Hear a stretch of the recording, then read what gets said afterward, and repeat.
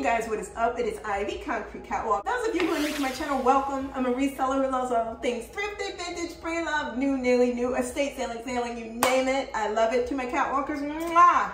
Welcome back to a new video this Sunday. Those of you who are newly subscribed, thank you so much for joining me together as we go along on this journey. There are some things, and as you can see from the title, that I'm going to be getting into. One of which is how easy it used to be to find things in the thrift store, designer related, and I'm specifically talking about handbags. The other thing is a little bit of show and tell. Lastly, I am going to talk to you about an article that I read from Sotherbys concerning vintage Chanel pieces. The show and tell that I have is a Chanel item. Let me just back it up and start it from the beginning and talk about what used to be so easy that is so difficult now. I am a reseller, which means I love to go out and I love to source for things. I love to thrift for things. But before I used to go out and thrift things to resell, I would go out and thrift a lot of things for myself. It used to be you could walk into a thrift store, take your time, look around, be able to score. I'm talking about really nice big ticket items that you would not have expected to find. There used to be a time where there was a Goodwill outlet bin that was very close from where I lived. Unfortunately, that particular Goodwill outlet location no longer exists, but I am going to share with you this one thing that I happened to find when I was thrifting at this particular Goodwill outlet. A very treasured piece of mine, this vintage Chanel vanity case from the 90s. At the time, Goodwill went by the pound, so it was $1.69 a pound. I ended up getting this Chanel vanity case for all of $1.69. Now I'm gonna give you a little bit of backstory about how I found this. The Goodwill outlet has bins, but they also have what I call bin towers, where they throw things on top of things on top of things. People can rummage through to see if they can find things. And they do a combination of those tall bins, and they also do boxes. This particular piece was started out in one of those tall bins and ended up being thrown in one of the gigantic cardboard boxes that they have. So let me speed to it and just cut to the chase. I was rummaging around in the box, and it actually was a person who came across this and threw it. It caught my attention because it was black, it looked like leather. So what I did was I started looking through the pile that had amassed behind all of the people who were throwing things out of the tall bin. You guys, when I found this, it splayed open like this.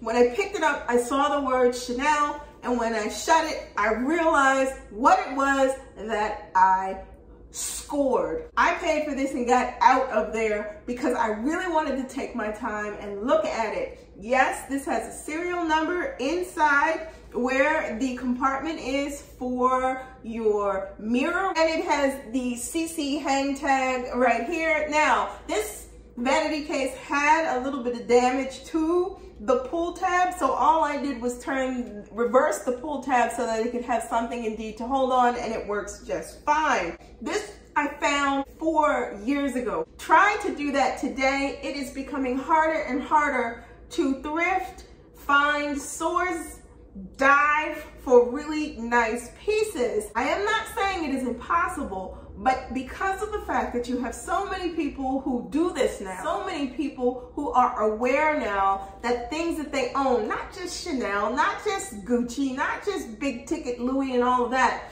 but so many things are commanding price points because they are very desirable. I decided when I got this that I did not want to use it as a vanity case. I wanted to be able to carry it, and I got this chain off of Amazon. This is featured in the video that I posted, Coveted, Collected, and Carried. If you want to check it out, I will leave it up here.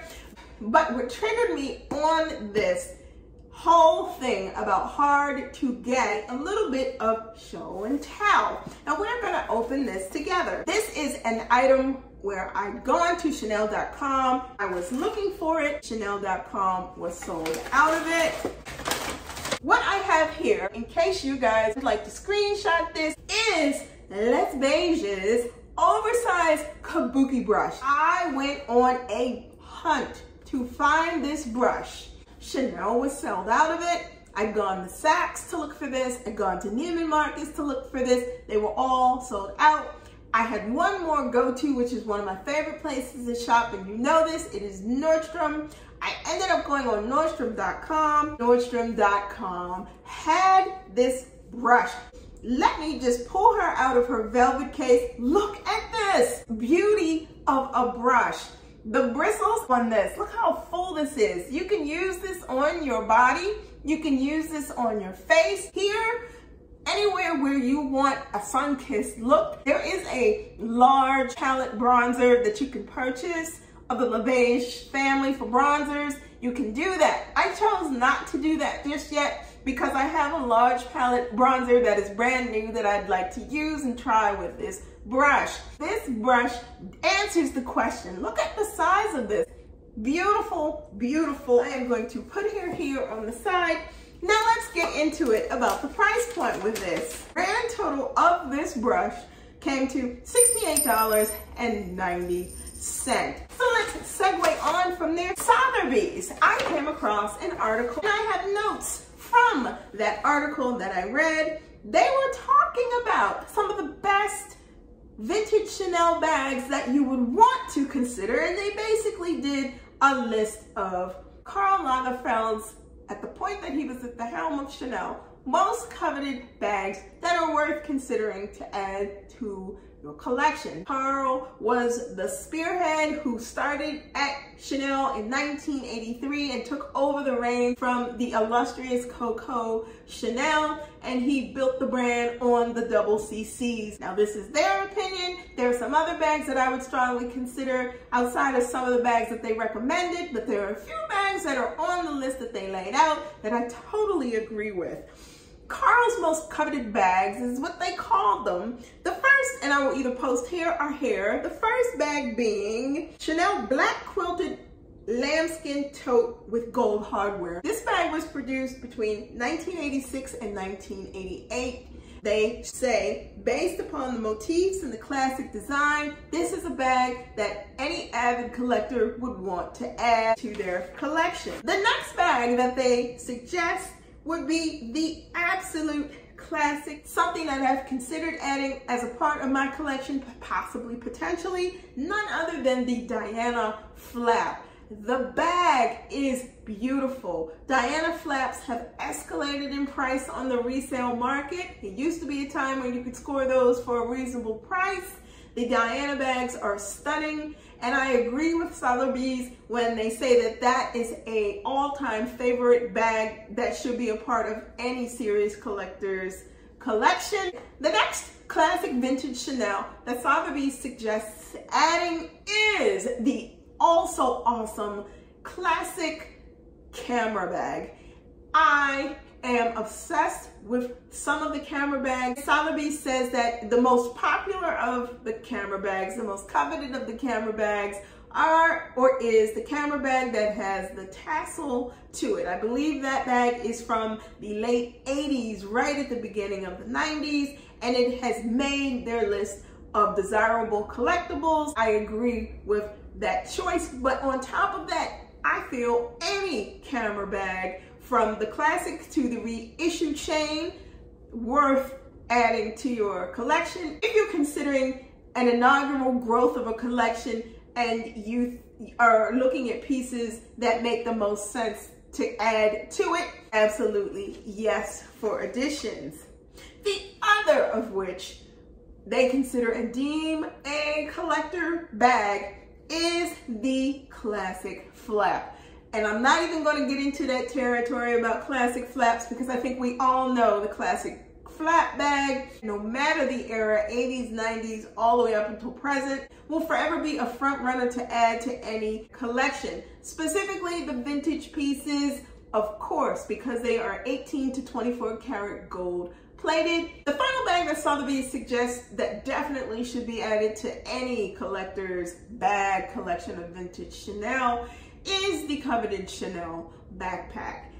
They say that the backpack is one of those designs that transcends all of the decades. It is the type of collector's piece that would be an addition and a showstopper. So I say this to you guys in terms of how things go, not just with trying to get current collection Chanel, but specifically, you guys know my heart lies in vintage. Collectively, it has become harder and harder to find pieces. What I'm speaking to is the bigger overall picture when it comes down to Chanel. I think so many people have had issues with current collection Chanel, quality issues. So many influencers and YouTubers have spoken about. This is one of the main reasons why I stick to the vintage pieces. But the problem with vintage, with good vintage Chanel that is in agreeable, I can deal with this, I can buy it condition,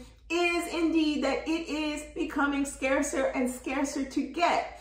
I'm going to switch my words to scarcer and scarcer because harder and harder used to be back in the day. Today, the word is scarce. As a collector of vintage Chanel handbags, build your collection now. If you've considered purchasing vintage Chanel, if you've thought about diving into the world of becoming an avid collector, and you have a certain amount of money set aside to get yourself 3 to 4 to 5 really good, nice vintage Chanel pieces, build your collection.